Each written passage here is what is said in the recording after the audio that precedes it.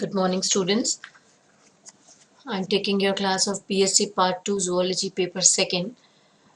आज हम क्लास लेंगे हार्मोनल रेगुलेशन ऑफ डाइजेशन की। इससे पहले हमने डाइजेस्टिव जूसेस के बारे में पढ़ा था।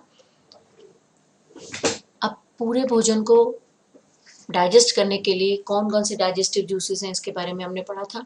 और इस तरह से स्टमक और ये ड्यूडेनम का पार्ट था, ये लिवर है और यहाँ पे गॉल ब्लैडर था, यहाँ से बाइल सिक्रीशन हो रहा था, ये बाइल सिक्रीशन लिवर से होता है। और हमने पढ़ा था कि गॉल ब्लैडर में स्टोर होता है और ये बाइल यहाँ से आके इस बाइल डक्ट के द्वारा ड्यूडेनम में मिल जाता है। ऐसे ही इसके अंदर इंटेस्टाइनल जूसेस का सिक्रीशन होता है और पैनक्रियाटिक डक्ट से पैनक्रियास से सिक्रीशन होने वाला पैनक्रियाटिक जूस वो भी आके ड्यूडेनम में जुड़ जाता है। और ये जो ड्यूडेनम का पार्ट है स्मॉल इंटेस्टाइन का, ये आगे जाके लार्ज इंटेस्टाइन के साथ जुड़ता है। तो this is how we have read about before. अब हम इसके आगे देखते हैं कि रेगुलेशन कैसे होता है हार्मोन्स के द्वारा इस पूरी पाचन क्रिया का। सबसे पहले रेगुलेशन ऑफ पैनक्रियाटिक सिक्रीशन, अभी तक हमने स्टमक तक पढ़ा था। अब फूड के स्टमक में पहुंचने से पहले ही वेगस नर्व्स के रिफ्लेक्स स्टिमुलेशन से सेफेलिक फेस आता है, ये हमने पहले देखा था। Vagus nerves secretion of gastric juice को स्टिमुलेट करते हैं और स्टिमुलेट करने के साथ ही जैसे ही भोजन इस यहाँ पे काइम के रूप में ड्यूडेनम में पहुंचता है तो कोलसिस्टोकाइनिन और सिक्रेटिन का सिक्रीशन होता है। ये सिक्रेटिन और कोलसिस्टोकाइनिन यहाँ से सिक्रीशन के बाद पैनक्रियाटिक जूस सिक्रीट करने के लिए पैनक्रियास को स्टिमुलेट करते हैं। और इस तरह से पहले हमने गैस्ट्रिन और एंट्रोगैस्ट्रिन पढ़ा था, तो गैस्ट्रिन, एंट्रोगैस्ट्रिन, सिक्रेटिन और कोलसिस्टोकाइनिन, ये चार हमने पढ़े। अब हम इसके नेक्स्ट देखते हैं ये पूरा का पूरा प्रक्रिया होती कैसे है। जब काइम हमने पहले जब पढ़ा था तो भोजन ईसोफेगस से स्टमक में आया तो बोलस के रूप में आया, और स्टमक में जब गैस्ट्रिक जूसेस के साथ मिलकर काइम बन गया तो ये काइम जब इंटेस्टाइन में प्रवेश करेगा तब एसिड और जो पार्शियली डाइजेस्टेड फूड और प्रोटीन्स हैं या फैट्स हैं वो कोलसिस्टोकाइनिन और सिक्रेटिन के सिक्रीशन को स्टिमुलेट करते हैं। यानी कि भोजन जैसे ही ड्यूडेनम में आएगा तो वो इंटेस्टाइन में आएगा, इंटेस्टाइन में आते ही कोलसिस्टोकाइनिन और सिक्रेटिन का सिक्रीशन हो जाता है। ये जो कोलसिस्टोकाइनिन है, कोलसिस्टो का मतलब होता है गॉल ब्लैडर और काइनिन का मतलब होता है मूवमेंट। तो ड्यूडेनम में फूड की प्रेजेंस, स्पेशली फैट और मीट की प्रेजेंस से कोलसिस्टोकाइनिन का रिलीज होता है और गॉल ब्लैडर और कॉमन बाइल डक्ट में कॉन्ट्रैक्शन को स्टिमुलेट करता है। यानी कोलसिस्टोकाइनिन गॉल ब्लैडर को कॉन्ट्रैक्ट करके और कॉमन बाइल डक्ट की तरफ बाइल को स्टिमुलेट करता है जिससे बाइल गट में चला जाता है। इसके बाद सिक्रेटिन जो है ये ड्यूडेनम में एसिड के रिस्पॉन्स में सिक्रेटिन का सिक्रीशन होता है। ये बिलियरी डक्ट सेल्स को बाइकार्बोनेट और वाटर सिक्रीट करने के लिए स्टिमुलेट करता है जो बाइल का वॉल्यूम बढ़ा देता है और इंटेस्टाइन में उसके फ्लो को भी तेज कर देता है। अब अगर हम पूरी तरह से इस रेगुलेशन को देखें, डाइजेशन ऑफ हॉर्मोन्स कैसे रेगुलेट होते हैं, डाइजेशन कैसे रेगुलेट होता है हार्मोन्स के द्वारा, तो हम यहाँ पे देखेंगे एक प्लस का साइन है, एक नेगेटिव साइन है माइनस का। प्लस का साइन जहाँ भी है इसका मतलब वो किसी भी अंग को स्टिमुलेट कर रहा है कोई सिक्रीशन के लिए, और जहाँ पे इनिबिशन का है इसका मतलब वो उसके सिक्रीशन को वहाँ पे रोक रहा है। अब सबसे पहले हमने पढ़ा था कि यहाँ पे बोलस के रूप में भोजन स्टमक के अंदर आया। जैसे ही ये भोजन स्टमक में आता है तो वेगस नर्व्स के रिफ्लेक्स एक्शन के द्वारा यहाँ से गैस्ट्रिक जूसेस को सिक्रीट करने के लिए स्टिमुलेट करता है स्टमक को, जिससे गैस्ट्रिन का सिक्रीशन होता है। ये गैस्ट्रिन पॉजिटिव लिखा है, इसका मतलब ये गैस्ट्रिन स्टमक को स्टिमुलेट करती है जिससे कि गैस्ट्रिक जूसेस सिक्रीशन शुरू हो जाए। अब जब ये गैस्ट्रिक सिक्रीशन शुरू हो जाता है तो यहाँ पेरिस्टाल्सिस की क्रिया होती है और पेरिस्टाल्सिस की क्रिया के बाद स्टमक में संकुचन के बाद और इन सारी गैस्ट्रिक जूसेस के एक्शन के बाद ये खाना स्टमक में पचना शुरू हो जाता है। जब ये खाना यहाँ से पच जाता है तो ये काइम के रूप में यहाँ इकट्ठा हो जाता है। अब ये काइम जब पूरा पचने के बाद स्टमक में जितना पाचन होना था वो हो गया और काइम के रूप में ये भोजन इस पाइलोरिक होल से ड्यूडेनम में चला जाता है। ये ड्यूडेनम का पार्ट है, इस ड्यूडेनम में आया। जैसे ही ये ड्यूडेनम में आएगा, स्टमक की जो HCl है वो ड्यूडेनम के म्यूकस को एक्साइट करेगी ताकि वो अन्य हार्मोन्स का सिक्रीशन करें। गैस्ट्रिन का सिक्रीशन यहाँ हो गया। इसके बाद के जो हार्मोन्स हैं वो यहाँ तब होंगे एक्साइट जब mucus of duodenum is stimulated by HCl which is coming from the stomach, that is through chyme. Now ये जो हार्मोन सिक्रीट होते हैं, जैसे ही सबसे पहले यहाँ पे काइम एंटर करता है ड्यूडेनम में, तो सबसे पहले एंटेरोगेस्ट्रॉन का सिक्रीशन होता है। इस एंटेरोगेस्ट्रॉन का काम होता है कि ये स्टमक पे जाके इनहिबिशन इफेक्ट डालती है, यानी कि वो गैस्ट्रिन के सिक्रीशन को रोकती है कि अब इसकी कोई आवश्यकता नहीं है क्योंकि अब स्टमक में भोजन पच चुका है और वो भोजन ड्यूडेनम में चला गया।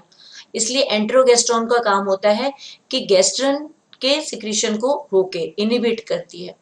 इसके बाद जैसे ही ये HCl म्यूकस को टच करता है, इसके बाद यहाँ पे कोलसिस्टोकाइनिन और सिक्रेटिन का सिक्रीशन होता है, जैसे हमने अभी पहले वाली स्लाइड में भी पढ़ा।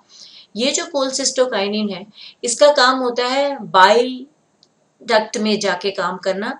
ये सबसे पहले गॉल ब्लैडर पे एक्ट करती है। जैसे ही ये कोलसिस्टोकाइनिन गॉल ब्लैडर पे इफेक्ट डालता है तो ये गॉल ब्लैडर इसकी वजह से संकुचित हो जाता है, और जब ये संकुचित होता है, कॉन्ट्रैक्ट होता है, तो इसके अंदर प्रेजेंट बाइल वो बाइल डक्ट में तेजी से फ्लो होने लगता है।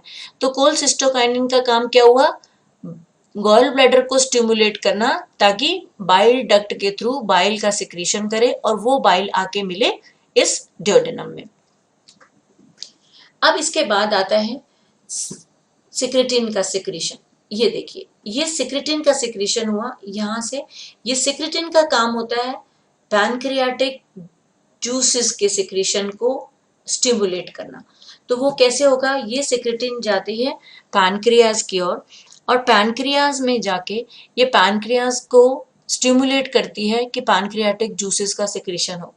यानी कि अब क्या हुआ, यहाँ से कोलसिस्टोकाइनिन का सिक्रीशन हुआ जिसने बाइल को स्टिमुलेट किया, और ये कोलसिस्टोकाइनिन फिर पैनक्रियाज को भी स्टिमुलेट करेगा जिससे कि पैनक्रियाटिक जूसेस का सिक्रीशन होगा। साइमल्टेनियसली सिक्रेटिन भी आके इस पे इफेक्ट डालेगा, इसको स्टिमुलेट करेगा और वो पैनक्रियाटिक जूसेस का सिक्रीशन करेगा। अब बात ये आती है कि खाली एक पैनक्रियाज को स्टिमुलेट करने के लिए ये कोलसिस्टोकाइनिन और सिक्रेटिन दो हार्मोन्स की आवश्यकता क्यों हुई? अब यहाँ पे जो सिक्रेटिन है ये पैनक्रियाज से सिक्रीट होने वाले पैनक्रियाटिक जूसेस को स्टिमुलेट करता है और कोलसिस्टोकाइनिन क्या करता है? इसको कॉन्ट्रैक्ट करता है गॉल ब्लैडर को। नाउ इन दोनों का काम ये होता है, सिक्रेटिन जो होता है ये सिक्रेटिन ये पैनक्रियाटिक जूस के वॉल्यूम को कंट्रोल करता है, ये देखिए। और ऐसे ही ये जो पेनक्रियोजाइमिन है, एक और हार्मोन सिक्रीशन हुआ, ये पैनक्रियाटिक जूस के अमाउंट को कंट्रोल करता है। तो इस तरह से सिक्रेटिन का सिक्रीशन हुआ, कोलसिस्टोकाइनिन का सिक्रीशन हुआ और फिर पैनक्रियोजाइमिन का सिक्रीशन हुआ जिससे कि ये पैनक्रियाटिक जूस सिक्रीट हुआ। अब ये पैनक्रियाटिक जूस भी स्टिमुलेट होने के बाद पैनक्रियास से पैनक्रियाटिक डक्ट के द्वारा ये भी आके ड्यूडेनम में जुड़ जाएगा। तो इसका मतलब जो भोजन यहाँ से पच के आया इस ड्यूडेनम वाले पार्ट में, तो यहाँ पे बाइल जूस आया और पैनक्रियाटिक जूस आया जो उसके ऊपर मिल जाएगा और फिर उस भोजन को और डाइजेस्ट करता चला जाएगा। सो there are these following hormones we can see, one is enterogestrone, फिर कोलसिस्टोकाइनिन ये रहा, फिर पैनक्रियोजाइमिन यहाँ पे नहीं बनाया हमने, जो पैनक्रियास को इफेक्ट करता है, जो अमाउंट ऑफ पैनक्रियाटिक जूस को कंट्रोल करता है। इसके बाद सिक्रेटिन ये रहा जो वॉल्यूम को कंट्रोल करता है पैनक्रियाटिक जूस के, और इसके बाद आता है ड्यूओक्राइनिन। ड्यूओक्राइनिन ड्यूडेनम में चला जाता है, नीचे की ओर जब जाएंगे ड्यूडेनम के बाद वाले पार्ट में ड्यूडेनम में स्टिमुलेट करता है इंटेस्टाइनल जूस सिक्रीट करने के लिए। तो इसका मतलब क्या हुआ, यहाँ पे सबका पॉजिटिव इफेक्ट था, सब स्टिमुलेशन ही दिखा रहे हैं, जैसे गैस्ट्रिन स्टमक को स्टिमुलेट कर रहा है, कोलसिस्टोकाइनिन गॉल ब्लैडर को स्टिमुलेट कर रहा है, कोलसिस्टोकाइनिन पैनक्रियाज को स्टिमुलेट कर रहा है, सेक्रेटिन भी पैनक्रियाज को स्टिमुलेट कर रहा है, पैनक्रियोजाइमिन भी स्टिमुलेट करता है पैनक्रियाज को, और ड्यूओक्राइनिन जुजुनम को स्टिमुलेट करेगा। परंतु सिर्फ एक हार्मोन ऐसा है जो इनहिबिशन का काम करता है, दैट इज एंटेरोगेस्ट्रॉन। अब इसको हम पूरा एक टेबुलर फॉर्म में समझने की कोशिश करें तो गैस्ट्रिन कहाँ से सिक्रीट हुआ? स्टमक से। इसके स्टिमुलेशन के लिए क्या चाहिए था? फूड इन द स्टमक, और ये स्टिमुलेट करता है गैस्ट्रिक जूसेस को सिक्रीट करने के लिए। एंटेरोगेस्ट्रिन का काम था स्मॉल इंटेस्टाइन में फैटी एसिड में प्रेजेंस से ही, इंटेस्टाइन में जैसे ही फैटी एसिड्स आते हैं तो एंटेरोगेस्ट्रिन का सिक्रीशन होता है, और इसका काम होता है HCl और गैस्ट्रिक जूसेस के सिक्रीशन को रोकना। फिर आया कोलसिस्टोकाइनिन जो स्मॉल इंटेस्टाइन में है, ये ड्यूडेनम में फूड के आने से स्टिमुलेट हुआ और स्टिमुलेट करता है बाइल जूस सिक्रीट करने के लिए गॉल ब्लैडर को। अब आया पैनक्रियोजाइमिन, अगेन इसका सोर्स भी स्मॉल इंटेस्टाइन है, और ये ड्यूडेनम में फूड के प्रेजेंस से सिक्रीशन होता है, और ये स्टिमुलेट करता है secretion of pancreatic juice from the pancreas. Then comes secretin, again secretin का सोर्स भी स्मॉल इंटेस्टाइन है, और ये ड्यूडेनम में फूड की प्रेजेंस से स्टिमुलेट होता है, और ये स्टिमुलेट करता है आगे पैनक्रियाज को पैनक्रियाटिक जूस सिक्रीट करने के लिए।